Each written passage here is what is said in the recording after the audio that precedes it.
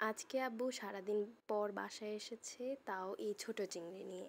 ওনার আবদার ছিল যে মজার কিছু একটা বানাই দিতে হবে যেটা দিয়ে পেট ভরে ভাত খাইতে পারবে। তো যেই কথা সেই কাজ, আম্মু চিংড়িগুলা নিয়ে রান্নাঘরে গেল এগুলো দিয়ে চিংড়ি মাছের কোফতা বানানোর জন্য। শুরুতেই চিংড়ি মাছগুলোকে বেটে নিছে যাতে করে চিংড়ি মাছের ছোট ছোট যে কাঁটা বা সরু কাঁটা ওইটা যাতে মুখে না লাগে। বাটা শেষ করে ওই পেস্টটার মধ্যে লবণ, জিরা বাটা, আদা বাটা, রসুন বাটা, পেঁয়াজ কুচি, মরিচ কুচি, হলুদ সব কিছু দিয়ে ভালো মতো মেখে নিছে, সাথে বেসনও অ্যাড করছে। মাখার পরে এটাকে চুলায় দেওয়া হবে, তেলে এটাকে বড়ার শেপ করে ভাজার জন্য।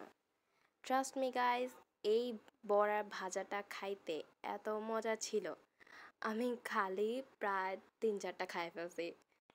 আপনারা চাইলে পান্তা ভাতের সাথে টালা মরিচ মেখে এই বড়াটা দিয়ে অনায়াসে 1 প্লেট ভাত খেয়ে ফেলতে পারবেন।